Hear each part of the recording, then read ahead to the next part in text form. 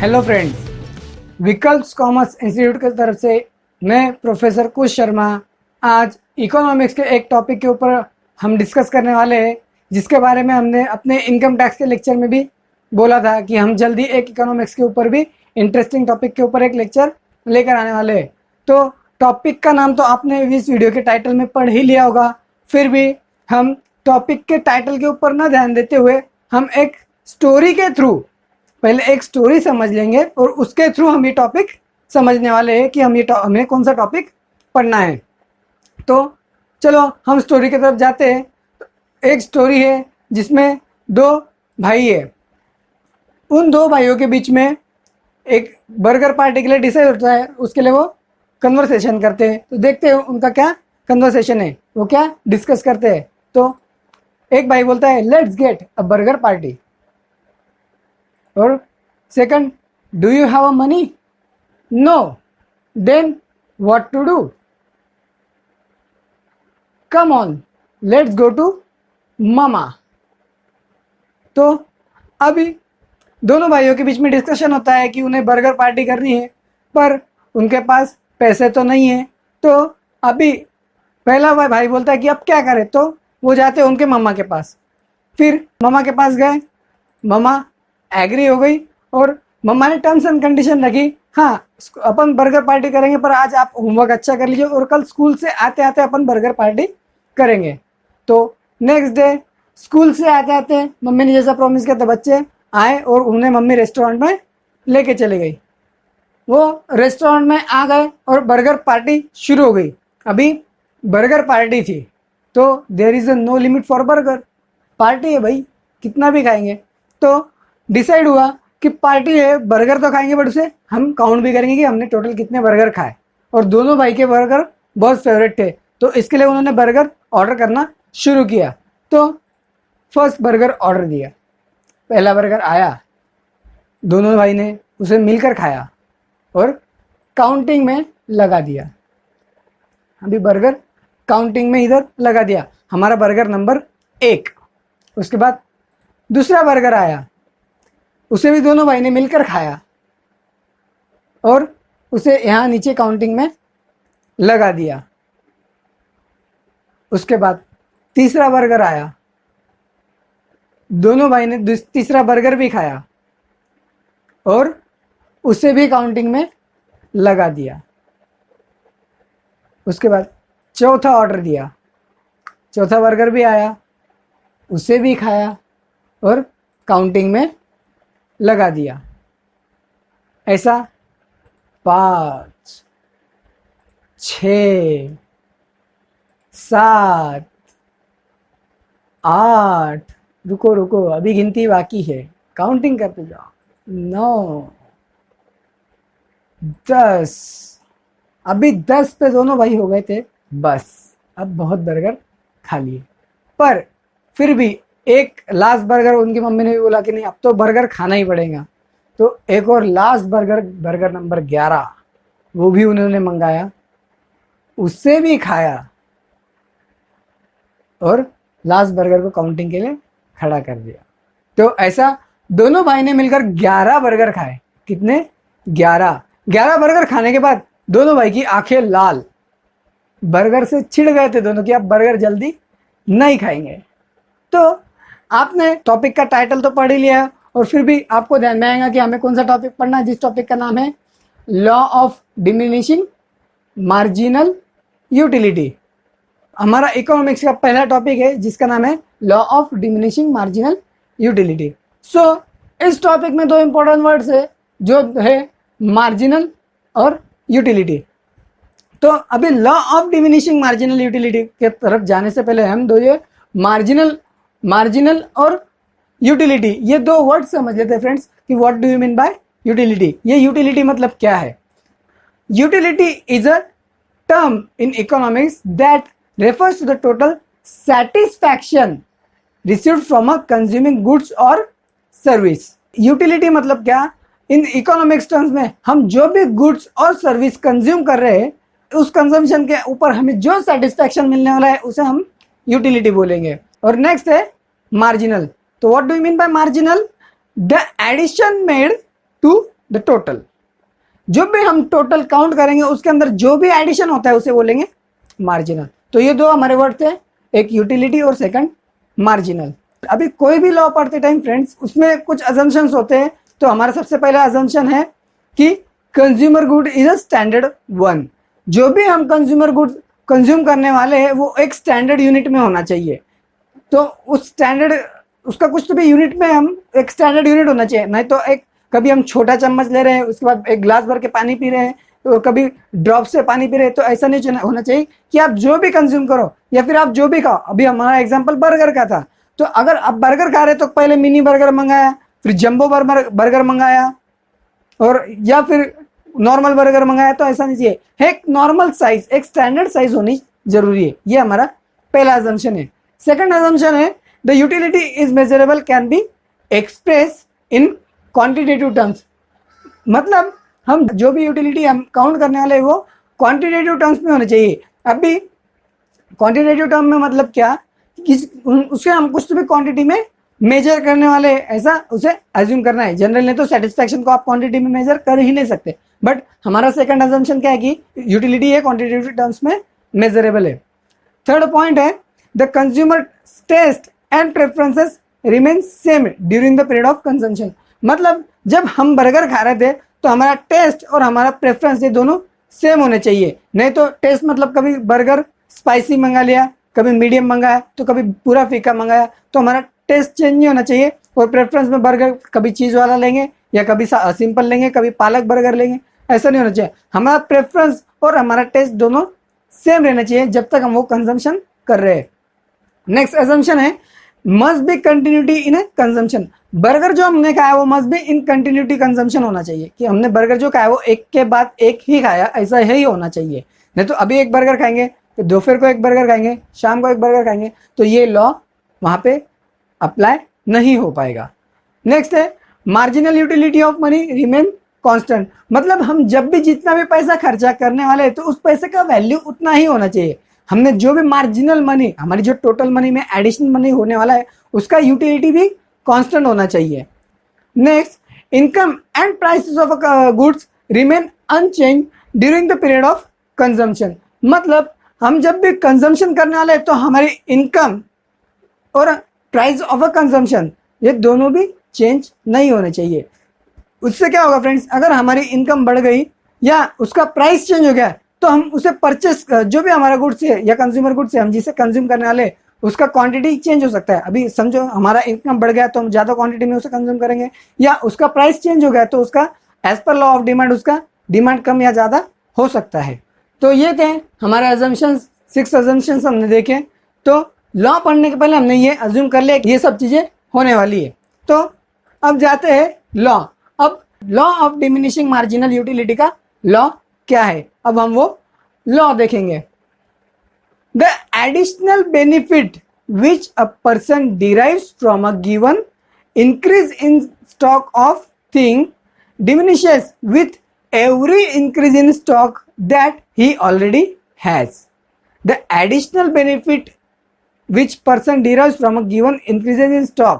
मतलब जो भी एडिशनल बेनिफिट हमें मिल रहा है, जो भी एडिशनल बेनिफिट हमें जैसे जैसे हमारा स्टॉक इंक्रीज हो रहा है तो वैसे वैसे जो एडिशनल बेनिफिट हमें मिल रहा है ऑफ वो थिंग डिमिनिशेस, वो एडिशनल बेनिफिट डिमिनिशेस, वो कम कम होने वाला है with every increase in stock that already has. मतलब जैसे जैसे हमारा स्टॉक बढ़ते बढ़ते जाएगा तो वैसे वैसे जो एडिशनल बेनिफिट हमको मिलने वाला है वो डिक्रीज होते जाएगा। ये लॉ उसके टर्म्स में बता रहा है। बट इसे सिंपल वर्ड में अगर हम देखेंगे, in other words, as consumer increases the consumption of any one commodity keeping constant the consumption of all other commodities, the marginal utility in variable commodity must eventually decline.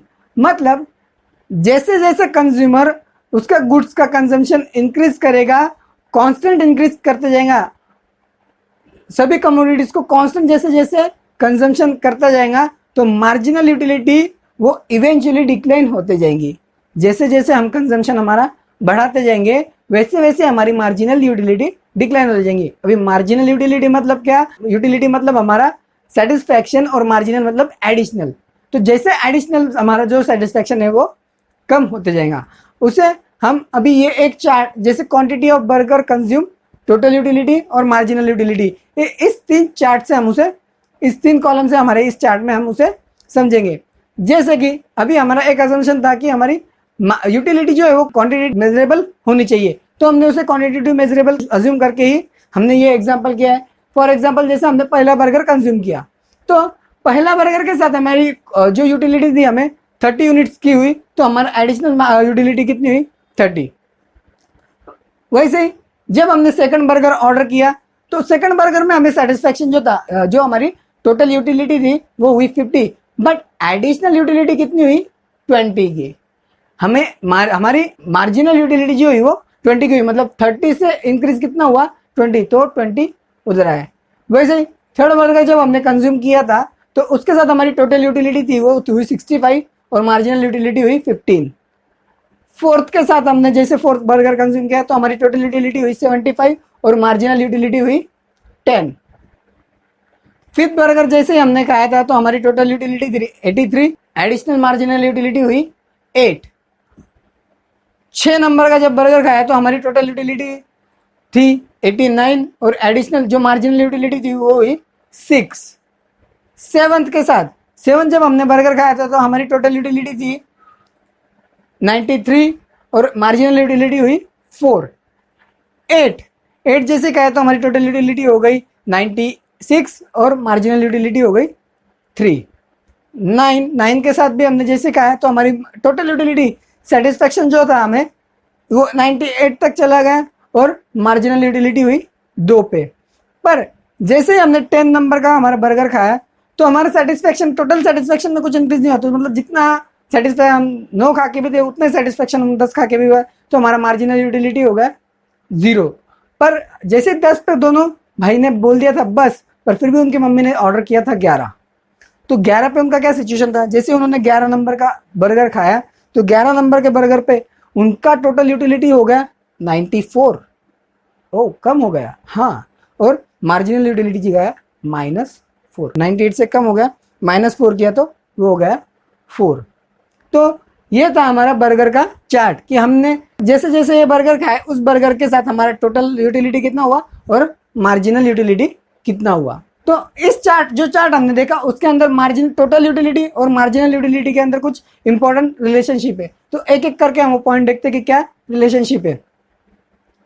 सबसे पहला है total utility rises as long as MU positive but at diminishing rate because MU is diminishing. मतलब हमारा total utility जो था वो बढ़ रहा था, राइज हो रहा था as long as MU is positive, जब तक हमारा मार्जिनल यूटिलिटी पॉजिटिव था, but at diminishing rate because MU is diminishing. अभी उसे हम चार्ट में देखेंगे। हमारा ये टोटल यूटिलिटी तो बढ़ रहा है पर डिमिनिशिंग, कम रेट से बढ़ रहा है। कब तक? जब मार्जिनल यूटिलिटी ये पॉजिटिव है तब तक, और वो डिमिनिशिंग रेट से हो रहा है। Marginal utility diminishes through out, पूरे चार्ट में मार्जिनल यूटिलिटी जो थी वो कम होते जा रही है, वो डिमिनिश हो रही है पूरे चार्ट में। थर्ड पॉइंट क्या है? When marginal utility is 0 total utility is maximum, it is saturation point. मतलब जब तो मार्जिनल यूटिलिटी 0 था तब ये टोटल यूटिलिटी जो था वो मैक्सिमम था, मतलब ये हमारा सैचुरेशन पॉइंट है, वो इस लॉ का सैचुरेशन पॉइंट है। Next point, when marginal utility is negative total utility is diminishing. जब मार्जिनल यूटिलिटी नेगेटिव हो गई थी, उस चार्ट में देखते हैं, जब मार्जिनल यूटिलिटी ये माइनस में थी तो हमारा टोटल यूटिलिटी भी कम होने लग गया। अभी तक हमारा टोटल यूटिलिटी बढ़ रहा था बट कम रेट से बढ़ रहा था, बट जब मार्जिनल यूटिलिटी माइनस हुआ तो ये भी कम होने लग गया था। Next, marginal utility is a rate of change of total utility और स्लोप ऑफ टोटल यूटिलिटी। और next, marginal utility can be positive, 0 और नेगेटिव। मतलब मार्जिनल यूटिलिटी ये टोटल यूटिलिटी में जो चेंज होने वाला था ना, उस चेंज को मार्जिनल यूटिलिटी बता रहा है कि टोटल यूटिलिटी में कितने से चेंज हुआ। जैसे 30 से 50 ये 20 का चेंज हुआ, तो मार्जिनल यूटिलिटी बता रहा है कि 20 से चेंज हुआ है। और marginal utility can be positive zero और नेगेटिव। मार्जिनल यूटिलिटी एक तो पॉजिटिव भी हो सकती है, जीरो भी हो सकती है, नेगेटिव भी हो सकती है। ये हमारा टोटल यूटिलिटी और मार्जिनल यूटिलिटी के बीच में रिलेशनशिप था, जो हमने इस टेबल से भी समझने की कोशिश की है। अभी इस टेबल को हम ग्राफिकल एरिया से समझेंगे। तो हमारे एक्स एक्सिस पे हम रखते हैं इंडेक्स ऑफ यूटिलिटी और वाई एक्सिस पे रखते हैं कंजम्पशन। तो जैसे जैसे हम कंजम्पशन करते जाएंगे वैसे वैसे हमारा कंजम्पशन का ग्राफ आगे बढ़ते जाएगा, और जैसे जैसे हमारी यूटिलिटी कम होंगी वैसे वैसे हम यहाँ से डाउनफॉल होते जाएंगे। तो हमने पहला बर्गर खाया था, पहला बर्गर यहाँ पे आया, हमारा कंजम्पशन यहाँ पे था। सेकंड नीचे, थर्ड उसके भी नीचे, फोर्थ, फिफ्थ, 6, 7, 8, 9, 10 और 11 तो माइनस में था। तो ऐसा हमारा कंजम्पशन था, ऐसा उन दोनों भाई का बर्गर का कंजम्पशन था। जब उन्होंने पहला कंजम्पशन लिया तो कंजम्पशन नहीं था, यूटिलिटी भी हाई थी, और जैसे जैसे उनके बर्गर के कंजम्पशन आगे गए वैसे वैसे उनका इंडेक्स ऑफ यूटिलिटी, जो यूटिलिटी थी वो कम कम होते गई, बट कंजम्पशन आगे बढ़ता गया। और 10 नंबर पे तो कुछ भी था नहीं, तो उस लाइन के ऊपर थे, और 11 नंबर पे तो नेगेटिव में चले गए। तो जैसे ये नंबर्स है ना, उस नंबर्स को अगर हम लाइन से जोड़े तो पहली लाइन तो ऐसे यहाँ तक आई, फिर और पहले लाइन में बहुत कम होते गए, फिर और थोड़ा कम हुआ, और लास्ट में तो नेगेटिव में ही चला गया। तो इस ग्राफ को हम देखेंगे तो उसका एक्सिस भी ग्राफिकल वे से ऐसा दिखेगा। तो हमारा law of diminishing marginal utility का ये ग्राफ था कि लॉ जैसे जैसे हम कंजम्पशन आगे बढ़ा रहे हैं तो वैसे वैसे हमारी इंडेक्स, यूटिलिटी का इंडेक्स जो है वो कम होते जा रहा है, और एक जगह तो जीरो है और उसके बाद माइनस में भी जा रहा है। तो ये था लॉ ऑफ इंडेक्स का बिहेवियर, कि जैसे जैसे हम उसे कंज्यूम करेंगे वैसे वैसे हमारा सेटिस्फैक्शन जो है वो कम होते जाएगा। अभी कुछ इसके लिमिटेशंस है। अभी लिमिटेशंस क्या है फ्रेंड्स, वो लिमिटेशंस भी देखते हैं। पहला लिमिटेशन है, जो भी हम यूनिट कंज्यूम करने वाले हैं वो होमोजीनियस होने चाहिए। होमोजीनियस मतलब क्या, consumption should be of identical goods, मतलब हमने जो बर्गर खाया है ना वो पूरी तरह से बर्गर सेम ही होना चाहिए, वो आइडेंटिकल होना चाहिए, उस बर्गर के अंदर कुछ भी दूसरा चेंज नहीं होना चाहिए। ये हमारा पहला लिमिटेशन है, और ये ऐसा पॉसिबल बहुत मुश्किल है कि हमने जो पहला बर्गर खाया कि वो हर एंगल से सेम टू सेम वैसा ही हो। सेकंड लिमिटेशन है कि standard of unit of consumption, कि हमने जो कंजम्पशन किया है वो एक स्टैंडर्ड यूनिट का होना चाहिए। Quantity of consumption should be same standard unit. अगर हमने बर्गर खाया है तो पहला बर्गर नॉर्मल साइज का ही खाया होगा, दूसरा हमने मिनी बर्गर खाया और तीसरा जंबो खाया, ऐसा नहीं चलेगा। कि उसका एक जो कंजम्पशन का यूनिट है वो स्टैंडर्ड होना चाहिए। अगर पहले से आप मिनी बर्गर खा रहे हो तो मिनी बर्गर ही कंटिन्यू करो, या जंबो बर्गर खा रहे हो तो जंबो बर्गर ही कंटिन्यू करो, बट उसका स्टैंडर्ड ऑफ यूनिट कंजम्पशन एक सेम होना चाहिए। नेक्स्ट है कि कंटिन्यूस कंजम्पशन, कि आपका जो कंजम्पशन है वो कंटिन्यूस ही होना चाहिए। आप नहीं तो एक बर्गर अभी खाओगे दूसरा शाम को खाओगे तो ये लॉ वहां पे काम नहीं करेगा। नेक्स्ट है law fail in case of prestigious goods. It is a very very important point friends, कि लॉ जो है वो प्रेस्टिजियस गुड्स में काम नहीं करता है। उसके लिए एक एग्जांपल दिया है, जैसे बोलते हैं ना, देने वाला जब भी देता है देता छप्पर फाड़ के। अगर छप्पर फट गया और पैसा की बरसात होने लग गई तो आपका मन कभी नहीं भरेगा। हर बार जितना पैसा गिरते जाएंगे ना वैसे वैसे आप उसे कलेक्ट करते जाओगे। हॉबीज के लिए ये एप्लीकेबल नहीं होता है। अगर आपकी किसी चीज में हॉबी है तो आप वो हॉबी के लिए सेटिस्फाई करने के लिए और चीजें करते जाओगे, तो ये उस जगह पे ये लॉ काम नहीं करता है। नेक्स्ट पॉइंट है also depend on related goods. उसके लिए एग्जाम्पल, जैसे आप चाय पी रहे हो, एक कप ऑफ चाय, और आप उस चाय के साथ डेली शक्कर खा रहे हो, आप डेली शुगर कंज्यूम करते हो एक कप चाय के साथ। पर अगर उस चाय के साथ उस दिन अगर आपके पास शुगर अवेलेबल नहीं है तो आप उसके अंदर जैगरी या गुड़, जिसे हम अपनी सिंपल लैंग्वेज में गुड़ कहते हैं, तो आप अगर चाय में शक्कर की जगह गुड़ अगर यूज कर रहे हो तो उस चाय का टेस्ट चेंज हो जाएगा। तो रिलेटेड गुड्स के ऊपर भी लॉ काम नहीं करेगा। तो थैंक यू फ्रेंड्स। अगर आपको लेक्चर अच्छा लगा होगा तो प्लीज़ उसे लाइक ज़रूर कीजिए, सब्सक्राइब कीजिए और बेल आइकन को प्रेस कीजिए, जैसे कि जब भी हम अपने नए वीडियोस अपलोड करते रहे तो आपको उसका नोटिफिकेशन सबसे पहले मिलता रहे। Thank you very much.